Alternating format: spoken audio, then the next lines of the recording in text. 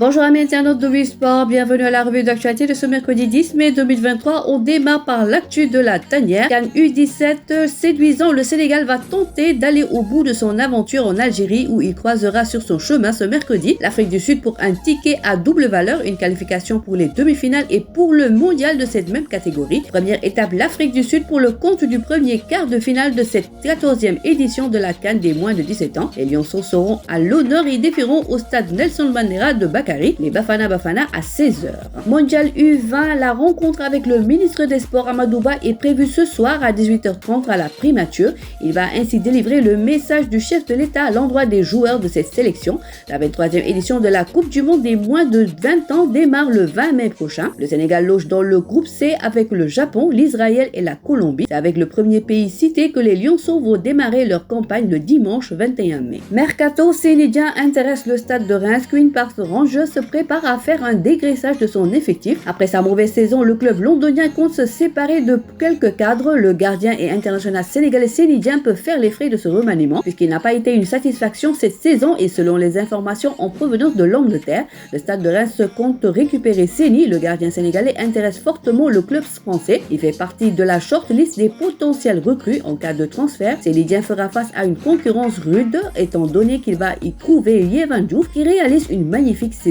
Coupe du Sénégal, Dakar Sacré-Cœur débouté, l'AS Pikine gagne sur tapis vert. Il n'y aura pas de match à rejouer entre l'AS Pikine et Dakar Sacré-Cœur comptant pour les huitièmes de finale de la Coupe du Sénégal. La commission de discipline de l'instance sénégalaise de rejeter le recours engagé par les académiciens de Dakar au sujet de leur duel face à l'AS Pikine. En effet, l'équipe de Hassan Fall, après avoir décidé pour des raisons de sécurité, nous avons jugé nécessaire de ne pas continuer dans ces conditions, avait demandé par la suite une reprogrammation de cette rencontre, interrompue après 65 minutes de jeu suite à des jets de pierre provenant de l'extérieur du stade Ibrahim Boye de Guédiawaye. En plus d'avoir perdu son match sur tapis vert 3-0, le Dakar Sacré-Cœur est condamné à payer une somme de 300 000 de nos francs en guise d'amende. En parallèle, l'AS Pikine est qualifié pour les quarts de finale de la Coupe du Sénégal. Jeux africains de la plage 2023, le Sénégal va défendre son titre en Tunisie. La Fédération internationale de beach soccer a fait part ce mardi du programme de la deuxième édition des Jeux africains de la plage qui aura lieu le mois prochain en Tunisie à Hammamet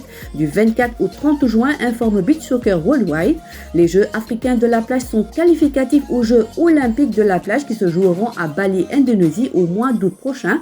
Ces compétitions serviront aussi de préparation pour la Coupe du monde de beach soccer qui se jouera en décembre prochain à Dubaï. Depuis 2 mois, les Lions de la Teranga s'entraînent sur la plage de Djamalai. Jeux paralympiques africains, l'équipe nationale de handis basket se rend ce mercredi à Accra pour les éliminatoires des Jeux paralympiques africains du 11 au 13 mai. Les Lions vont croiser le Ghana, le Nigeria et la Gambie. Hôte des Jeux paralympiques africains prévus du 3 au 12 septembre 2023, le Ghana est déjà qualifié. Donc le Sénégal ira chercher son ticket contre le Nigeria et la Gambie. Toujours basket, assemblée générale élective de la Fédération sénégalaise de basketball. La Fédération sénégalaise de basketball s'apprête à renouveler son comité directeur. Dans un communiqué parvenu à notre rédaction, le comité électoral autonome mis en place en avril passé a informé la liste des clubs qui vont participer au vote. On compte 25 clubs en première division et 85 en seconde division, ce qui porte le nombre de clubs votants à 110. Les ligues de Dakar, Thiès et Ziguinchor sont fortement représentés. Notons que les clubs en D1 votent pour 2 voix chacun, tandis que ceux de D2 pour 1 voix. L'assemblée générale élective aura lieu le 27 mai prochain.